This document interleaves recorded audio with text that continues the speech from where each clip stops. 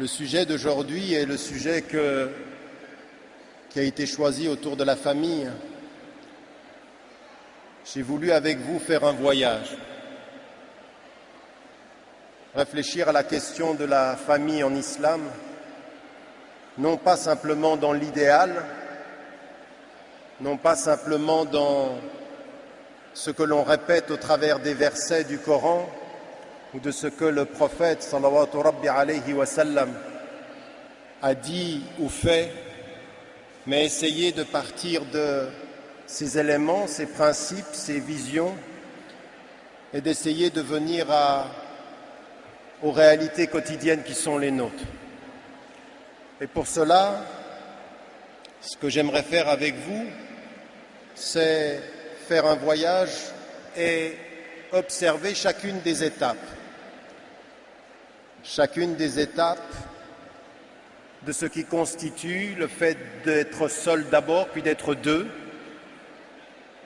et de vivre dans cette exigence, puis ensuite de voir une famille se constituer, puis ensuite, par rapport à cette famille, penser à la nature de la relation qu'il faut déterminer avec ses enfants, pour terminer et réfléchir à la façon dont il faut que nous réfléchissions la nature de nos relations à nos parents.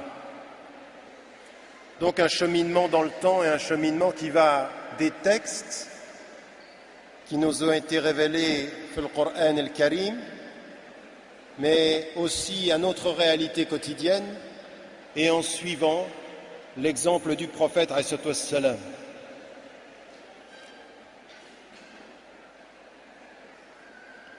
N'oubliez jamais que si nous suivons le prophète alayhi salam, ça n'est pas une question formelle. Et il faut aborder le fait de suivre le prophète alayhi salam exactement comme on aborde la question de la famille. La famille, c'est un cadre, mais ce qui donne sens au cadre, c'est les sentiments qui le façonnent et c'est la spiritualité qui lui donne force. Quand nous revenons au Coran et qu'il nous est dit, qu'il nous est dit, In kuntum tuhibbun Allah fattabi'uni, qul, dit, si vous aimez Dieu, suivez-moi, yuhibbukumullah, Dieu vous aimera. Cette relation d'amour, elle est partout dans le sens du Coran, elle est partout dans la famille. Le prophète, alayhi salam, on le suit non pas parce qu'il nous est dit comme un ordre formel qu'il faut le suivre, mais parce que dans le fait de le suivre, il y a un rapprochement avec Allah subhanahu wa ta'ala, qui est une question de dit. Si vous aimez Dieu, suivez-moi et Dieu vous aimera. Et c'est ça le sens de laqad kana lakum fi rasulillahi uswatun hasana. Le fait que dans le Coran il soit dit, il est dans l'exemple du prophète le meilleur modèle, c'est pas le meilleur modèle dans les formes, c'est le meilleur modèle dans le fond, dans le sens et dans l'amour. Et ça, il faut toujours se rendre compte qu'il faut construire une famille comme on suit le prophète alayhi salam. Non pas dans des règles qu'on applique, mais dans un cœur qu'on façonne, dans des principes qu'on façonne à la lumière de ce cœur que l'on éduque, parce qu'on apprend à le faire. Et malheureusement, le lien entre le modèle prophétique, le modèle du prophète alayhi salam, et notre cheminement, on ne le fait pas assez dans la dimension de comment éduquer son cœur à mieux l'aimer, à mieux le comprendre et à mieux le suivre. Ayant dit cela, ce qu'il faut qu'on fasse, c'est que de ces grands principes, il faut qu'on passe à la compréhension des grands principes, à leur application. Qu'est-ce qui fait au fond que le prophète alayhi salam est un horizon d'amour pour nous? Uniquement parce qu'il a reçu la révélation? Non. Ce que nous dit le Coran ici est très important. Si vous aimez Dieu, dit, qul, in kuntum tuhibbun Allah. Si vous aimez Dieu, suivez-moi. Pourquoi est-ce que ceci devient fondamentalement important pour nous? Pourquoi est-ce que suivre le prophète devient important? Pourquoi est-ce qu'il est celui que l'on suit? Pas simplement parce qu'il a reçu la révélation, mais parce que ce qu'il a fait, c'est traduire les principes dans le quotidien des hommes. Et quand Aïcha radiallahu anha dit Kana khuluquhu al-Qur'an, il était le Coran qui était traduit dans le quotidien, c'est ça, c'est pour cela qu'on l'aime.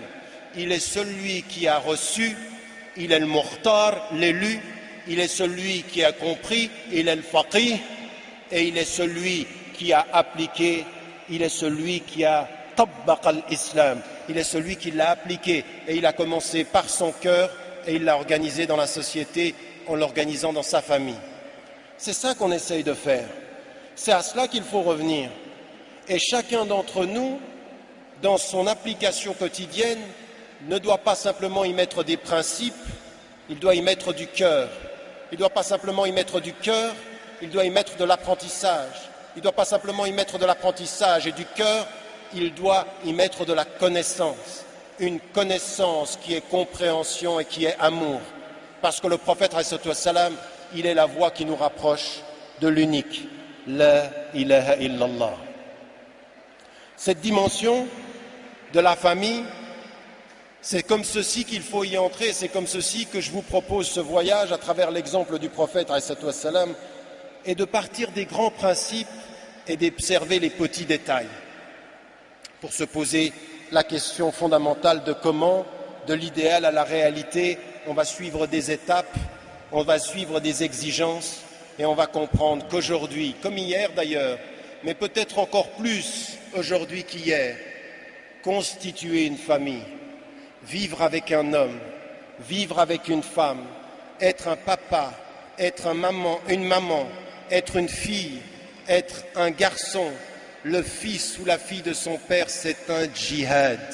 C'est un effort du cœur et de l'intelligence, c'est un effort quotidien.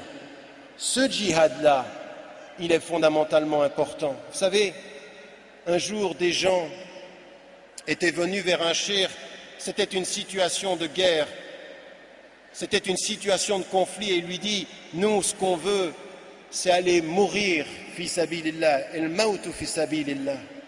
Et le cheikh les a regardés, il leur a dit, vous savez, el mautu fi sabilillah, la mort dans la voie de Dieu est très difficile, c'est le sacrifice de soi pour les principes, mais la vie dans la voie de Dieu est encore plus difficile, parce que ça demande quotidiennement un effort. Ne cherchez pas vite la fin, parce que le chemin est difficile. S'il vous plaît, si je peux vous demander, pour le temps de la conférence et jusqu'à 20h15, de ne pas applaudir. Pour deux raisons, on perd du temps et ça me perturbe. Et donc on va rester dans le silence, on va faire un voyage très calme, sans applaudissements, simplement avec un travail intérieur. J'aimerais, pour le temps de 40 minutes, parler publiquement à chacun d'entre nous. Parler publiquement à chaque cœur et à chaque intelligence. Je ne suis là que pour ça. Ce chiffre-là, le nombre que vous êtes ce soir, la salle remplie, ça ne m'impressionne plus du tout. Ce qui aujourd'hui compte, ce n'est pas le nombre que vous êtes dans la salle, c'est le nombre de cœurs qui comprend ce que l'on dit et qui essaye personnellement, intimement, individuellement de rentrer chez lui avec sa femme, avec son mari, avec ses enfants, avec ses parents, de changer. Ce qui compte, c'est la qualité du changement, pas le nombre de la foule. On le sait, on le voit, et le prophète nous l'avait annoncé. Un jour, vous serez nombreux, mais vous ne valerez pas plus que l'écume à la surface de l'eau. Parce que Hubb Dunya aura eu raison de vous. Parce que les éléments de cette vie auront eu raison de vous. Parce que la crainte même du fait de retourner vers Allah SWT aura eu raison de nous. Donc pas d'applaudissements, pas de nombre, simplement vous faites un voyage individuel, Inch'Allah, wa Inch'Ar-Rahman.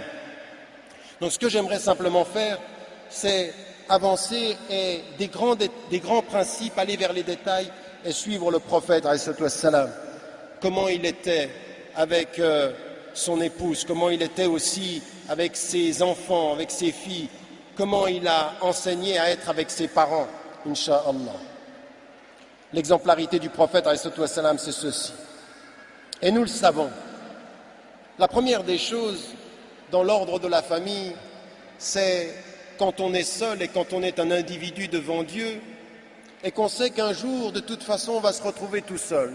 De toute façon, ce qu'il faut savoir, c'est que si tu es seul avant de te marier, si tu es avec une épouse ou si tu es avec un époux, si tu vas avoir des enfants, il y a une seule chose qui est une réalité qui est essentielle. Ne l'oubliez jamais.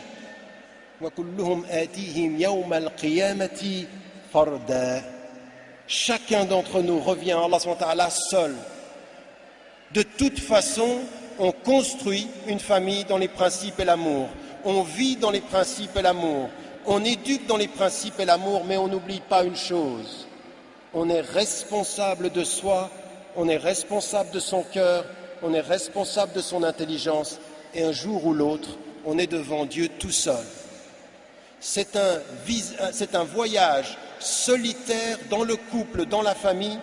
Il faut sauver son couple, sauver sa famille, sauver ceux que l'on aime en sachant que devant Allah subhanahu wa ta'ala, il y a une chose que lui seul sait et que nous seuls savons, c'est ce qu'il y a dans notre cœur. Et de ce point de vue-là, c'est vraiment une chose, c'est le début de tout. Mais vous allez voir que ceci se traduit par également des responsabilités. La première des choses qui nous est dite, c'est qu'Allah subhanahu wa ta'ala, il nous a enseigné une chose. L'unicité, ça n'appartient qu'à lui. La ilaha illallah, l'unique, l'un, il n'y est de Dieu que Dieu, c'est que lui. Mais tout le reste, tout ce qu'Allah subhanahu wa ta'ala a fait, il nous dit وَمِن كُلِّ شَيْءٍ خَلَقْنَا زَوْجَيْنِ. De toutes les choses, nous avons créé deux. Et vous, votre destin, c'est d'être seul, mais de savoir qu'il a créé tout en couple. Et que nous, comme la nature, comme les animaux, dans la plus simple appareil biologique, nous sommes destinés, dans notre solitude, à vivre avec un autre, à trouver le complément de la foi. La moitié de la religion. Le prophète nous dit que le mariage, c'est la moitié de la religion. Et dans cela, il nous dit quelque chose d'extrêmement important. Tu vas seul vers Dieu dans le besoin que tu as de lui. Mais ça n'est pas le besoin exclusif. Tu auras besoin d'être qui t'aime, de tes parents, de tes enfants, d'un homme, d'une femme avec toi pour compléter cette dimension de ton être. Être deux, et dans le être deux, puisqu'Allah nous a dit de toute chose, j'ai créé un couple. Et donc il faut accepter.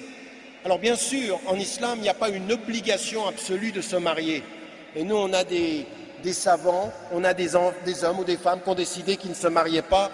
Wa ala barakatillah. Le mariage, c'est une prescription recommandée comme recherche de l'accomplissement de la religion, la moitié de la religion. Pourquoi ? Parce que c'est ce qui va nous apporter la paix. La paix du cœur, la paix de l'intelligence et la paix du corps. En d'autres termes, se marier, constituer un couple, c'est une recherche de paix, c'est une recherche d'épanouissement, de bien-être. Et c'est parce que c'est cela qu'il faut, avant de s'y engager, avoir des exigences très très importantes dans la première étape. Vous savez, le prophète, il nous a dit « Kullukum ra'in ». Vous avez tous une responsabilité. « Wa kullukum mas'oulun an ri'ayatih ». Vous êtes tous responsables et vous serez tous questionnés sur ce dont vous êtes responsables.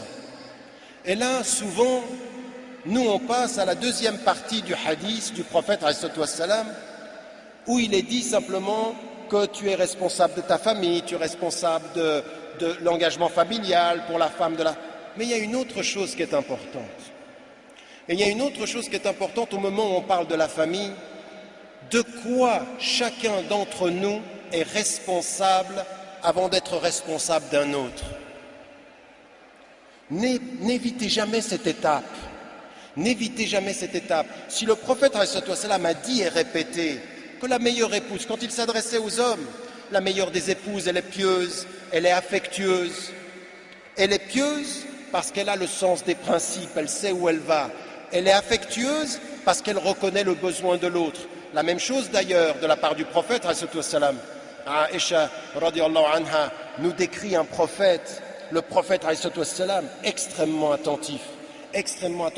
Il avait énormément besoin de tendresse, énormément besoin d'affection. Et pendant Ramadan, pendant le mois du Ramadan, elle nous dit, il respectait les limites qui allaient jusqu'à pas de relations sexuelles pendant la journée, mais il avait une proximité physique avec sa propre épouse. Ça veut dire qu'il a un besoin. Ce besoin, il est « j'ai besoin de Dieu dans mon cœur pour savoir ma route, mais j'ai besoin de ma femme dans mon cœur, de ma femme avec mon corps, de ma femme dans ma vie pour rester fidèle dans la route.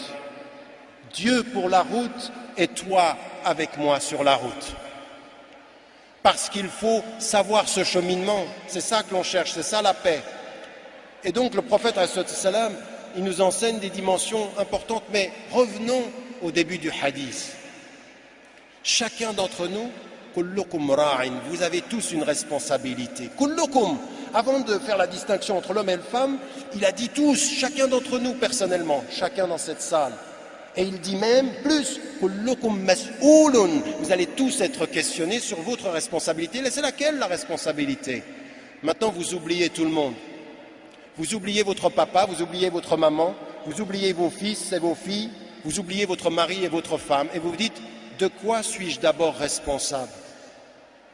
Eh bien, de la première responsabilité, elle est celle-ci. Allah SWT, il vous a donné à tous un cœur, une intelligence et un corps. Et quand on a une intelligence, et quand on a un cœur, et quand on a un corps, on a une personnalité. Il y a une chose dans cette salle que personne d'autre ne partagera avec vous. Ce sont vos empreintes digitales. Personne ne les partage avec vous, vous êtes seul. Il y a une deuxième dimension psychologique. Personne dans cette salle ne partage avec vous votre personnalité. Même votre frère, même le jumeau homozygote qui vient du même œuf, il n'a pas la même personnalité. Pourquoi? Parce qu'on est créé d'une façon, on interagit avec le monde d'une certaine façon. Et la première des responsabilités que l'on a devant Dieu, c'est de s'observer et de savoir quels sont nos besoins. Et ça, c'est la première des responsabilités. Avant de penser, je suis responsable de ma famille, je suis responsable de moi-même. Pourquoi aujourd'hui, et ça c'est très important, pourquoi aujourd'hui il faut que nous disions avec force que le mariage forcé, par exemple, c'est pas islamique, qu'on ne peut pas forcer les enfants, que la femme qui est allée vers le prophète et qui lui a dit « mon père m'a marié sans mon consentement » et que le prophète il était prêt à la divorcer. Elle lui a dit « non, moi je suis contente », mais c'était pour que les pères sachent que ce n'est pas leur affaire. Pourquoi? Pourquoi? C'est simplement une question formelle? Non. Parce que le mariage, c'est aussi le consentement d'une femme et le consentement d'un homme, n'est-ce pas? Mais pourquoi est-ce qu'on demande le consentement à quelqu'un? Consentir à marier, c'est consentir à s'écouter. Ça veut dire qu'un homme, ça veut dire qu'une femme, il a des goûts, il a une intelligence, il a des attentes. La première des responsabilités avant de trouver un mari, la première des responsabilités avant de trouver une femme, c'est de vous questionner sur vos propres attentes. C'est pas « il est musulman, il est musulman, walhamdulillah ». Non, ça ne marche pas comme ça. Il faut aujourd'hui que vous compreniez qu'on peut faire confiance en Allah SWT dans les mariages, mais il y a une chose qui est très importante. Le monde est compliqué, nos sociétés sont difficiles. Prenez le temps d'écouter vos besoins avant simplement de répondre aux principes. Le mariage islamique, c'est répondre à ses besoins, respecter les principes. Ça n'est pas respecter les principes et oublier ses besoins. Non, ça n'est pas ça du tout. Et ces besoins, qu'est-ce que c'est? Certains d'entre vous dans cette salle, ils sont jeunes, ils ont une attente par rapport à un homme et une attente par rapport à une femme qui sont de l'ordre intellectuel. Ils ont besoin dans leur vie qu'on les écoute. Ils ont besoin de parler. Ils ont besoin de temps. Ne négligez pas vos besoins كلكم مسؤول عن رعايته. Chacun d'entre vous, et vous êtes responsable de votre corps et vous êtes responsable de votre équilibre. Quand la femme va vers le prophète et qu'elle voit son mari et qu'il ne lui plaît pas, quand elle va vers lui et qu'il lui dit « Je crains de faire quelque chose qui déplaise à Allah subhanahu wa ta'ala, donc je ne le veux plus », elle est en train de lui dire « Mes désirs, mes attentes avec lui ne sont pas respectés et si je le suis, je vais me perdre. Je préfère me gagner que de me perdre dans les principes. Apparemment, je respecte les principes, mais je suis mal. Il faut que de ce point de vue-là, je revienne. Attention, je conseille à toute femme et à tout homme, comprenant ce dont il est question ici, écoutez-vous. Faites un travail, une introspection, un jihad al-nafs. De quoi avez-vous besoin? D'un homme, d'une femme, avec une certaine intelligence. Il y a certains hommes parmi vous ici, ils ont besoin d'énormément d'affection. Il y a certaines femmes, énormément d'affection. Ils ont besoin qu'on les touche, ils ont besoin de caresses, ils ont besoin qu'on les écoute, ils ont besoin d'une présence, ils ont besoin de quelqu'un qui les protège. Ils ont besoin, c'est de cela qu'il faut parler. Ne négligez pas vos besoins en vous posant simplement la question « Ah, il est apparemment beau et il a beaucoup de ilm ». Attention, on épouse quelqu'un pour sa piété aussi, pour son physique aussi, mais aussi pour sa psychologie, pour ce qu'il comprendra de nos attentes. Première étape donc, c'est de bien s'observer pour faire comprendre à celui qui va être notre mari ou celle qui va être notre femme qu'on a des attentes. Que ça aussi c'est important, qu'on doit faire attention à son corps, qu'on doit faire attention à son cœur. Trop de femmes et d'hommes pensent qu'il suffit de se marier dans la foi et dans les principes et demain ils se déchirent dans le quotidien parce que l'autre n'a pas vu le besoin, n'a pas compris la présence. Hunna libasun lakum wa antum libasun lahun. Vous êtes un manteau pour elles et elles sont un manteau pour vous et vous êtes un manteau pour elles. C'est le manteau de la protection. Mais de quoi vas-tu me protéger si tu ne sais pas où je suis vulnérable? Si tu dois me protéger, tu dois savoir par où je suis vulnérable, sinon tu n'es pas un manteau, sinon tu ne me sers à rien. Le manteau n'est manteau que si l'on sait la vulnérabilité de l'autre. Hunna libasun lakum, ça veut dire elle vous protège. Mais de quoi? De vos fragilités, de vos blessures, de vos besoins. La même chose pour un homme. Regardez le verset coranique. L'autre, une femme vous protège de votre masculinité et l'homme vous protège de votre féminité, c'est-à-dire il permet de l'accomplir, mais ce n'est pas seulement ça. وَمِنْ آيَاتِهِ أَنْ خَلَقَ لَكُم مِّنْ أَنفُسِكُمْ أَزْوَاجًا لِمَاذَا لِتَسْكُنُوا إِلَيْهَا تَسْكُنُوا السَّكَنَ. Et sakan, c'est la protection. C'est là où, avec toi, je me protège du vent, je me protège de la pluie. Mais qu'est-ce que c'est que le vent pour moi? Peut-être que pour un frère, le vent, c'est les femmes.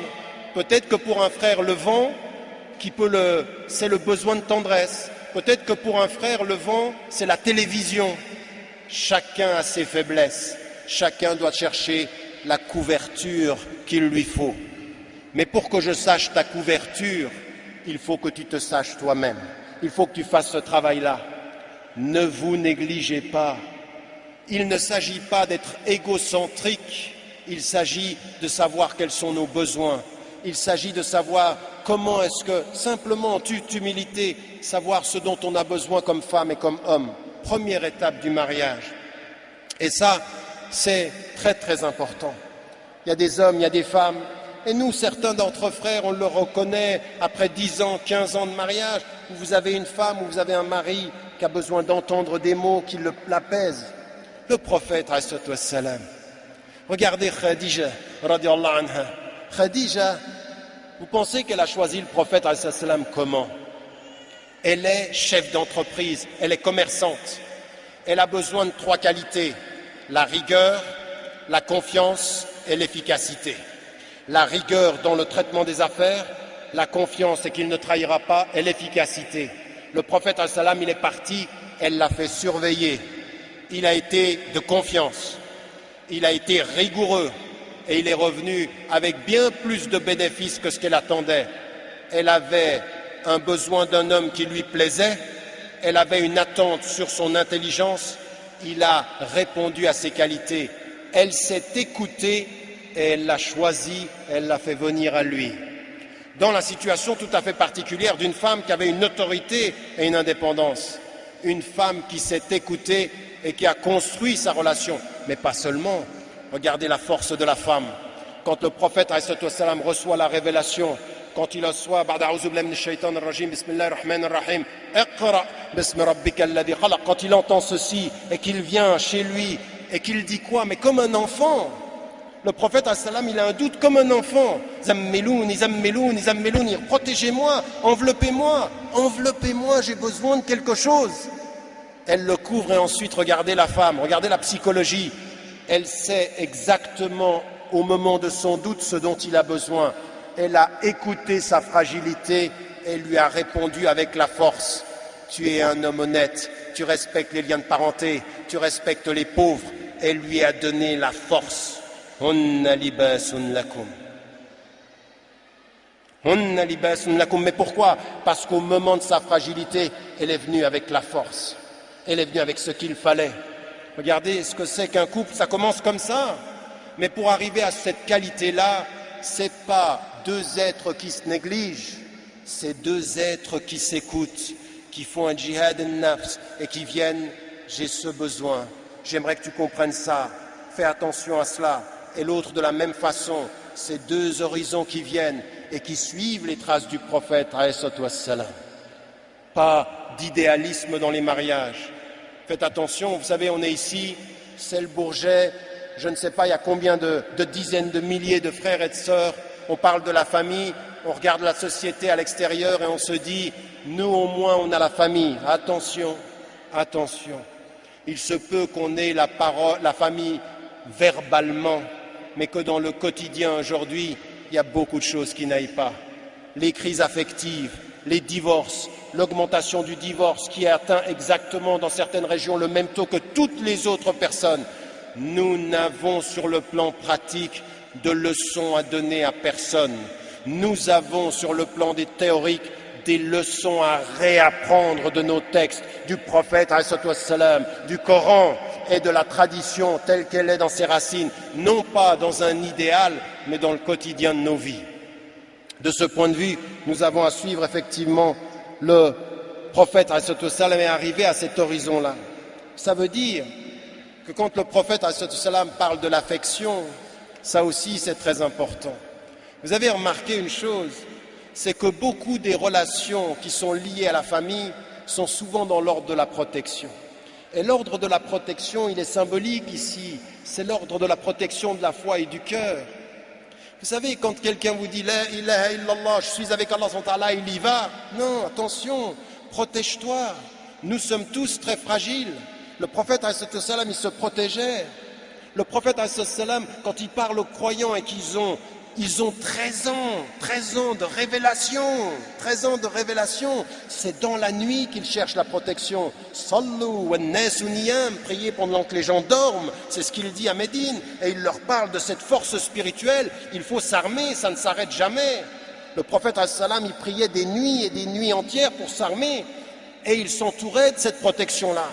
Il était vulnérable. On a un hadith qui est un hadith rapporté Hassan, Sahih li-ghayrihi, et qui nous dit que le prophète et qui est rapporté d'ailleurs dans ce qui a été traduit en français, Tahrir al-mar'a fi asr al-risala, le prophète il est rapporté par Abu Shaqqa et commenté, il est traduit dans l'encyclopédie de la femme de l'islam, où le prophète a eu à un moment donné cette fragilité de voir une femme, et il a eu quelque chose qui était l'émotivité, l'attraction physique. Et il est retourné vers son épouse Zainab. Et le prophète s'est protégé par elle de cette fragilité-là. Ça veut dire quoi? Ça veut dire que nous sommes tous des êtres humains, que nous avons nos fragilités. Et le prophète il est notre exemple par ses fragilités renforcées par un travail spirituel, de foi, de protection. Alors il avait Khadija, radiallahu anha, qui l'a protégé. Il avait toutes celles qui vont faire sa vie, qui vont le protéger. Et on a l'autre exemple dont j'ai parlé, qui est Aïcha radiallahu anha, qui sont des femmes qui ont été d'un conseil et qu'il a écouté. Le prophète dans des moments critiques de sa vie a écouté, parce qu'il n'était pas marié à des femmes qui n'avaient pas de caractère. Le prophète est marié à des femmes de très grand caractère. Elles ont un caractère et quand elles parlent avec raison, elles parlent avec raisonnabilité et il les écoute. Salama, de Sulh al-Hudaybiyah, il l'écoute quand elle lui propose d'aller faire le sacrifice, ils le suivront. Aïcha, il l'écoute. Khadija, il écoute ces femmes et en général, elle l'oriente vers des solutions qui sont des solutions de la voie. Ce que je voulais mettre en évidence aussi dans cette dimension-là, c'est quand vous revenez au Coran, vous apercevez ce que je disais tout à l'heure. Et sakan, la protection. Quand vous avez hunna libasun, la protection encore. Quand il parle des parents, regardez le Coran, mais couvre-les de l'aile de ta tendresse, qui tes parents. Regardez comment le vocabulaire coranique est en permanence lié à la protection, à l'endroit de tes parents, à l'endroit de ton épouse, et ce sera la même chose par rapport aux enfants. Le prophète qui couvre et qui couvre de l'affection. N'oubliez jamais l'expression affective avec le cheminement spirituel. Et une autre chose qui est importante, même dans l'horizon, vous savez, c'est deux personnes qui écoutent les besoins de chacun, deux personnes qui s'écoutent en écoutant l'autre et qui sont dans cette recherche, savoir trouver l'équilibre, mais ce n'est pas fini. Ce qu'il y a aussi et qui est extrêmement important dans l'expérience légale, posez-vous toujours la question. Vous savez, le régime matrimonial en islam, il est toujours dans la séparation des biens. On ne confond ni le nom ni les biens. C'est-à-dire que l'islam a reconnu à la femme, dès l'origine, le statut d'être autonome, autonome en nom et en famille, autonome en biens et en finances. C'est-à-dire que son argent, ça lui appartient et son identité demeure. Elle a un droit et non pas une obligation, c'est de pouvoir justement tirer de ce couple la possibilité de la subsistance. Il a dit الرجال قوامون على النساء مما فضل الله بعضهم على بعض. Allah subhanahu wa ta'ala, il dit dans le Coran, contrairement à ce qu'on dit dans la traduction la plus juste, les hommes assument les femmes par la préférence que Dieu a voulu sur les femmes. Mais dans quelles circonstances? Par ce qu'ils dépensent. C'est un devoir pour l'homme et c'est un droit pour la femme. Mais attention, ce qui est extrêmement important, c'est que le caractère concret de la séparation des biens veut dire quoi, fondamentalement, si vous y réfléchissez bien? La dimension fondamentale de la reconnaissance de l'autonomie des êtres. On est autonome, on a une personnalité. On doit s'écouter dans le mariage avec ses besoins et on a une personnalité juridique, et on a une personnalité morale, et on a une personnalité autonome. Ne l'oubliez jamais, pourquoi? Parce que dans le couple, il ne faut pas que l'un se développe et l'autre se perde. Il faut que les deux aient le droit au même développement, à la même autonomie, au même épanouissement. Alors, j'aimerais dire de ce point de vue-là une autre chose, et qui va dans le sens de ce que je suis en train de dire. Vous voyez, j'en suis encore au couple, mais j'insiste tellement, parce que ça reste la vie entière. Que vous ayez des enfants, que vous soyez papa ou maman, n'oubliez jamais ça. Quand vous revenez au verset du Coran, vous savez, quand vous revenez au verset du Coran et que vous lisez un certain nombre de choses, vous apercevez qu'en fait nous lisons souvent le Coran à des niveaux beaucoup trop superficiels. Et moi c'est des choses qui, encore une fois, des relectures et des relectures, à des moments donnés je m'arrête, je dis mais j'avais même pas vu ça. Allah subhanahu wa ta'ala, il vous parle au niveau de votre intelligence et de vos besoins du moment. Et vous dites, écoutez, je suis seul, un jour je vais me retrouver vers Allah subhanahu wa ta'ala. Chacun sera seul. Inna lillahi wa inna ilayhi raji'un. Même avec le couple, tu as Dieu et tu vas retourner à Dieu. Et le prophète, il nous a enseigné cette solitude même à deux.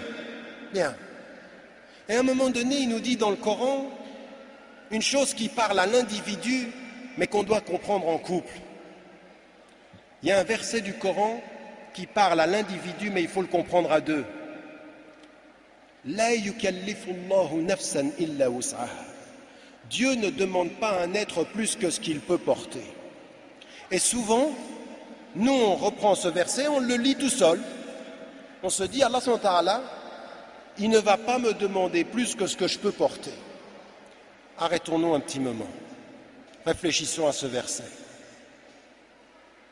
J'ai décidé un jour de faire ma vie avec toi, ma femme. J'ai décidé un jour de faire ma vie avec toi, mon mari. Et Dieu ne demande pas plus à chacun que ce qu'il peut porter. Mais ce qu'il peut porter, il doit le porter. On est d'accord? Le verset, c'est bien ce qu'il veut dire. Tu ne porteras pas plus que ce que tu peux porter, mais ce que tu peux porter, il faut le porter. Et tu dois porter, tu dois te poser la question, est-ce que je vais jusqu'au bout? Implicitement, la question de Omar, radiallahu anhu, quand il va vers le compagnon et lui dit, est-ce que tu sens rih al-nifaq, est-ce que tu sens le parfum de l'hypocrisie sur moi?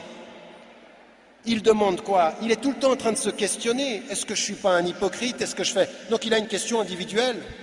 Mais écoutez bien ceci, chaque femme, chaque homme, mari de son épouse ou épouse de son mari, doit se poser en permanence cette question-là.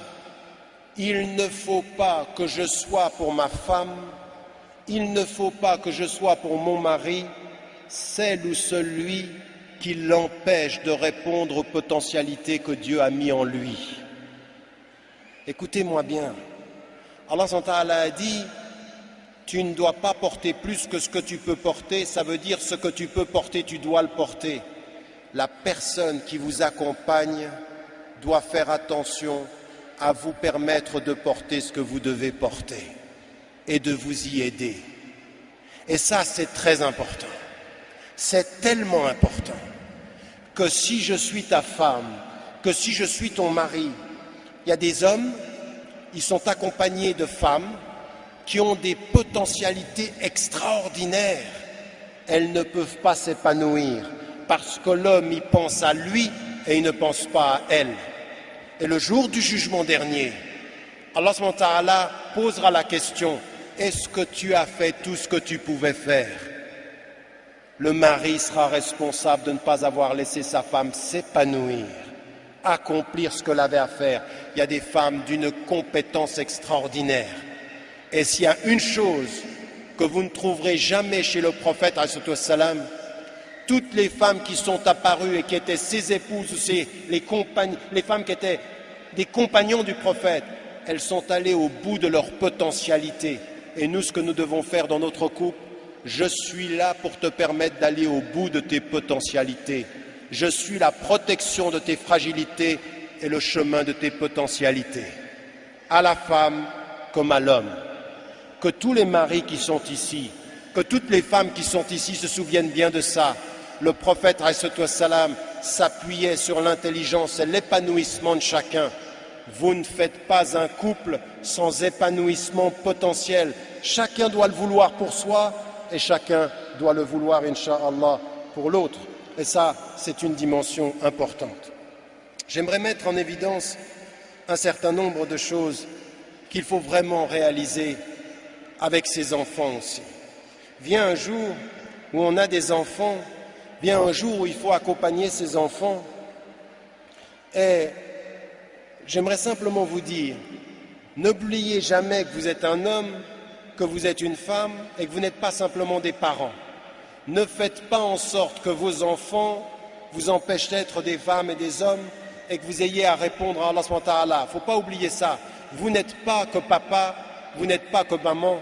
Vous êtes des êtres humains qui cherchez leur accomplissement. À un moment donné de votre vie, il faut reprendre des études. À un moment donné de votre vie, quand vos enfants, vous leur avez donné, accompagné, il faut vous prendre en charge. Vous n'êtes à la charge devant Dieu que de vous-même. Et il faut se prendre en charge. Donc il ne faut pas vivre par procuration. Qu'aucun homme dans sa famille, qu'aucune femme dans sa famille ne vive par procuration. Vous ne pourrez pas le jour du jugement dernier dire « Ah mais moi je vivais pour eux ». Non. Si vous vivez pour eux en vous négligeant, si vous n'êtes pas épanoui, si vous êtes une tristesse dans votre quotidien, alors vous n'y arriverez pas. Vous ne pourrez pas répandre la paix et le bonheur si vous ne le vivez pas un peu. Donc, c'est une exigence personnelle. Et par rapport aux enfants, n'oubliez jamais que le prophète, ﷺ, il était de ce point de vue-là également d'une façon extraordinairement affectueuse et tendre. Le prophète, ﷺ, et ça c'est dans la famille, c'est très important. À quoi sert un papa et à quoi sert une maman? La première des choses dans l'espace social, c'est à donner la protection. Comment protège-t-on son fils et comment protège-t-on sa fille? Par deux voies que vous allez retrouver chez le prophète ﷺ. Le prophète ﷺ utilise tous les jeunes hommes à côté de lui pour leur donner des conseils. Il travaille avec leur intelligence et en même temps, il les couvre de son affection. Il les prend pendant la khutba du vendredi et il les porte sur ses mains. Il les laisse se mettre sur son dos pendant qu'il prie. Il les embrasse devant toute la communauté. Il a, le prophète, l'affection visible. Il protège de la foi ses enfants et de son affection. Il donne de son affection et il offre tactilement. Il touche ses enfants, il les embrasse. Et à ce bédouin qui lui dit « Moi j'ai 10 enfants, je n'en ai embrassé aucun », il lui parle de rahma. Allah subhanahu wa ta'ala, il donne ça à qui? Les ruhama. Ar-Ruhama, hazamin ar-Rahman. Ar-Rahman, c'est le miséricordieux qui donne ça aux Ruhama. Cette dimension-là, dans la famille aujourd'hui, il faut qu'on revienne à ça. Ne transformez pas la famille musulmane en un corps de principe. La famille musulmane, c'est un souffle, c'est une spiritualité et c'est un cœur. Le prophète, il parle à l'intelligence et il parle au corps. Il protège le corps et il questionne l'intelligence de ses enfants, de tous ceux qui vont être avec lui. Et là, tous ces enfants qui l'ont accompagné, des femmes, comment il est avec, subhanallah, comment il est avec sa propre fille, comment il est avec Fatima, radiallahu anha, comment il lui parle, comment il lui fait comprendre. Tu es venu à moi chercher du matériel, je ne peux pas te le donner. Elle était venue chercher un servant ou une servante qui puisse l'aider. Je dis, je ne peux pas. Moi, ce que je peux te donner, c'est subhanallah, walhamdulillah, wallahu akbar. Et il vient lui donner ça à son chevet, au chevet de son lit. Regardez le prophète en plein milieu de la nuit. Elle est venue chercher de jour du physique. Il est allé vers elle, lui donner au bord de son lit la nuit du spirituel. Ça, je peux te le donner. Ça, c'est gratuit parmi les hommes, très lourd auprès de Dieu. C'est très lourd. Le prophète il nous a enseigné qu'il y a des paroles, c'est rien auprès des hommes. Habibatan ar-Rahman, c'est aimer de Dieu, c'est lourd. Ça, je te le donne à toi, ma fille. Tu es venu. Regardez comment il parle à son cœur, comment il l'écoute. Il a entendu une question. De là où je suis, je ne peux pas te répondre, mais de là où tu peux m'entendre, je vais te répondre au cœur de la nuit. Voilà le prophète avec sa fille. Et il la reçoit, il se lève quand il la reçoit. Fatima, qui était elle aussi une femme très engagée auprès des pauvres, juste avant de partir, il l'a fait pleurer et sourire. Je vais partir, elle pleure, tu seras la première à me rejoindre et elle sourit. Regardez la qualité du dialogue qu'il a avec ses enfants, une qualité spirituelle, une qualité qui dépasse ce que c'est de l'amour ça. Et l'amour c'est parfois un sourire, c'est parfois une main. C'est parfois de la complicité, des choses que l'on ne dit pas, mais que les deux ont entendues.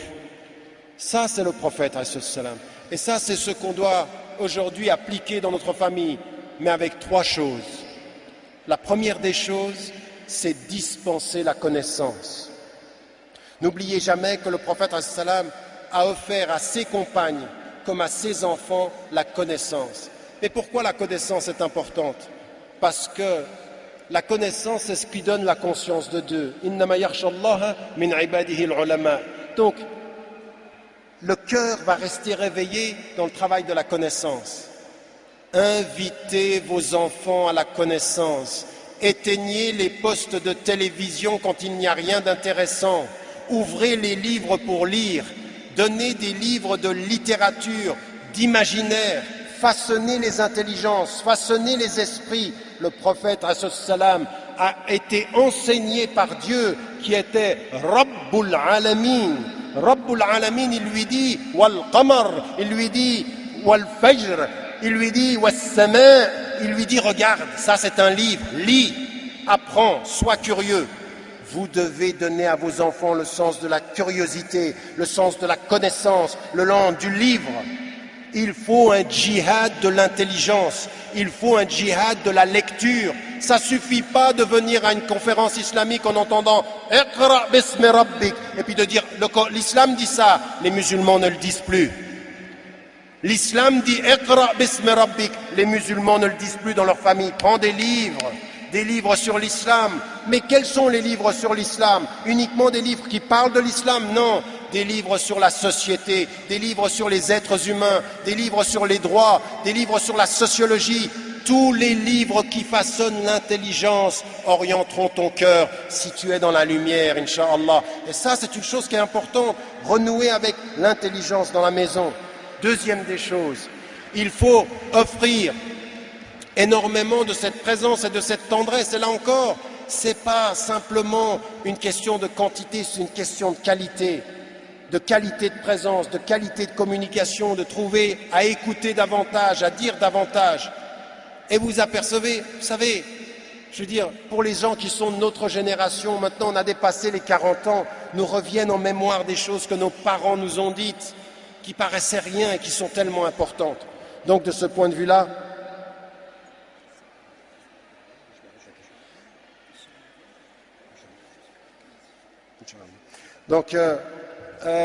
il faut de ce point de vue-là aussi beaucoup insister sur toutes ces dimensions de la connaissance, puis ensuite sur ce dialogue à la maison. Établissez des espaces de dialogue à la maison, établissez des espaces où vous voyez comment le prophète ﷺ était dans la qualité. Ce n'est pas toujours facile, mais c'est nécessaire. La troisième des choses que je voulais mettre en évidence, c'est qu'il faut donner à vos enfants aussi de la liberté et de l'autonomie. Alors, vous savez, moi je suis le premier. Aujourd'hui, quand je vois la liberté que j'ai eue quand j'étais enfant, je sais les dangers de la société, je vois bien. Et mon amour pour mes enfants, ma peur pour mes enfants, a fait à des moments donnés que j'ai envie de les protéger par trop de protection, de fermer, voire même de douter. Et il me renvoie aujourd'hui, il y a des moments donnés, il dit le manque de confiance. Il faut, c'est un djihad pour les parents, c'est un véritable effort, te donner un peu de liberté. Mais il y a une chose qui est importante, éduquer son enfant, c'est lui donner des outils. Va jusqu'au bout de donner les outils. Ensuite, toi, tu les utilises. Les outils, c'est la connaissance. Dispenser la connaissance islamique fondamentale. Arkan al-Islam, la proximité avec le Coran. Faites de vos habitations quelque chose où il y a ce parfum-là. Il y a ce parfum du Coran, de la lecture, de l'écoute. C'est tellement important. Il faut un parfum particulier. Arkan al-Islam. Et puis le mois du Ramadan, l'exploiter, que ça soit même familial. Il y a des parents qui ne savaient rien de l'islam, qui ont donné à des enfants ici des choses extraordinaires. Ils avaient peu de connaissances islamiques, mais ils aimaient Dieu, ils aimaient le prophète et ils aimaient leur religion. Et dans la maison, ça se sent. Je vais vous dire une chose, on sent dans les maisons où on aime et où on n'aime pas. Il y a des maisons où c'est rigide, il y a des maisons où on sent qu'on aime la foi, le bien, la transparence, le service. C'est ça qu'il faut faire et ça c'est fondamental. C'est ça qu'il faut donner à ses parents aussi, leur donner les moyens d'être autonomes. Et savoir une chose, tu sais, je t'ai éduqué en te donnant les outils, un jour tu vas me quitter et avec les outils tu vas faire ta vie. Je ne suis pas responsable de ce que tu fais avec les outils, je suis juste responsable de te donner ces outils par l'éducation. Ça c'est notre responsabilité. Connaissance, affection, parce que l'affection c'est la protection, parce que l'affection c'est le bien-être, et puis un peu de liberté. Vas-y, tu vas te cogner, tu vas tomber, je suis là. Mais il y a une chose que j'aimerais te dire, en toutes circonstances, dans la relation de l'homme et de la femme, n'oubliez jamais Ar-Rahma. Ruhama bainahum, ça commence à la maison. il faut que les femmes, une femme, toi, personnellement, il faut qu'un homme, un mari, toi, personnellement, tu apprennes à pardonner à ton mari ou tu apprennes à pardonner à ton épouse. N'oubliez jamais le pardon. N'oubliez pas le pardon. Quand le prophète il nous dit Man satara mu'minan fi dunya, il parle à tous les musulmans, mais il parle déjà de ta femme. Qui est le premier à te voir dans ta vie privée? Ta femme ou ton mari? Protège-le. Fais comme Khadija radiallahu anha, protège. Donc il faut protéger et pardonner. Avec ton fils, c'est la même chose. Savoir protéger et pardonner à ses enfants aussi. Laissez aller, vas-y, je te pardonne, tu vas tomber, mais je veux te dire une chose. Quoi que tu fasses, quelle que soit l'erreur que tu fasses,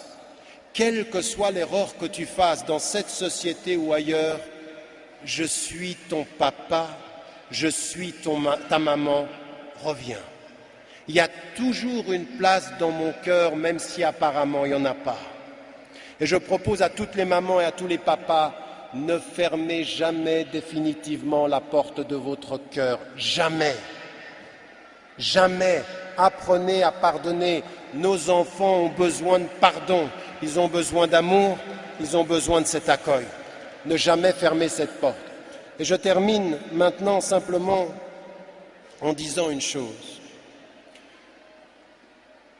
Par rapport aux enfants, vous savez, quand vous allez partir et que vous avez des enfants, à un moment donné, il y en a parmi vous ici qui sont venus au Bourget, il y en a certains, ils se sont coupés de leurs parents. Il y en a certains qui ne parlent pas bien à leur père, qui parlent bien à leur mère. Il y en a certains dont le papa est mort ou dont la maman est morte. On est ici et on parle de la famille. Vous savez, on est très clair là-dessus. On est extrêmement clair en islam là-dessus. وَقَضَى رَبُّكَ أَلَّا تَعْبُدُوا إِلَّا إِيَّاهُ وَبِالْوَالِدَيْنِ إِحْسَانًا. Le prophète, Allah subhanahu wa ta'ala nous dit, après Allah subhanahu wa ta'ala, il y a nos parents. إِمَّا يَبْلُغَنَّكَ عِنْدَكَ الْكِبَرَ أَحَدُهُمَا أَوْ كِلَاهُمَا فَلَا تَقُلْ لَهُمَا أُفٍّ. Si tu les accompagnes, vous savez, subhanallah, même vous savez, même avec ses parents, il y a quelque chose qui est d'une force de l'amour qui est tellement importante. Regardez subhanallah, le vocabulaire coranique. وَإِنْ جَاهَدَاكَ عَلَىٰ أَنْ تُشْرِكَ بِي مَا لَيْسَ لَكَ بِهِ عِلْمٍ فَلَا تُطِعْهُمَا. Si tes parents te demandent de faire quelque chose injustement vis-à-vis de Dieu, ne leur obéis pas. Ça veut dire en fait que ton amour, il est toujours lié à tes principes. Tu n'aimes pas aveuglément.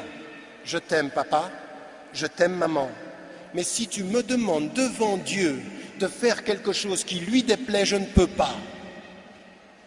La ta'ata li makhlouqin fi ma'siyatil khaliq.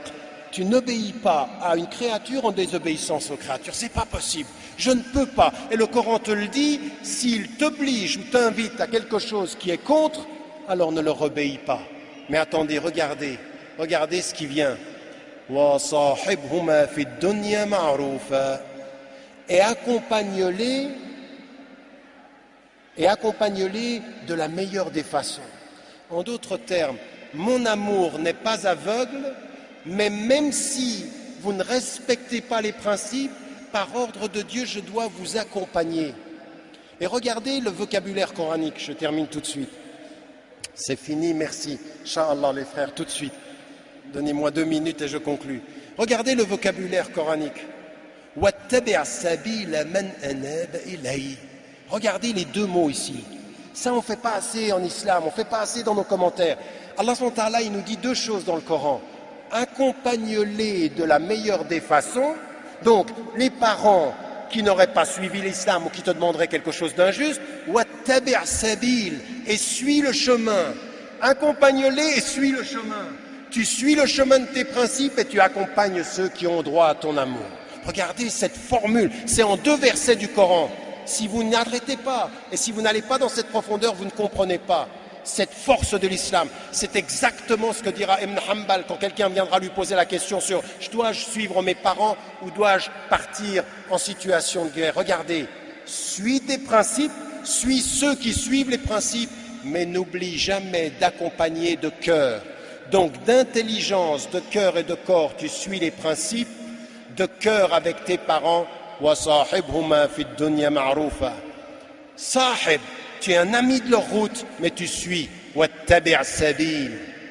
Regardez ces 2 mots, ils sont là dans les 2 versets. Il faut réfléchir à ça. Et ça veut dire quoi? Ça veut dire que même dans ces situations-là, vous savez, Asma, la fille de Abu Bakr, elle demande au prophète, ah c'est le ummi, sa femme, sa mère, elle vient, elle n'était pas croyante, elle vient demander de l'argent, est-ce que je dois faire le lien? Elle lui dit, Naam, Sili, ummaki, c'est-à-dire, établis le lien avec ta maman. Et donc, on termine là-dessus parce que ça, c'est important. Vous avez des parents et il faut les servir dans cet amour. C'est-à-dire protéger de leur amour. Et le prophète a dit, ce qui reste, c'est birrul walidain, le lien avec. Attendez, as-salatu ala waqtiha, c'est-à-dire la prière à son heure, ou birrul walidain, c'est-à-dire le lien avec ses parents.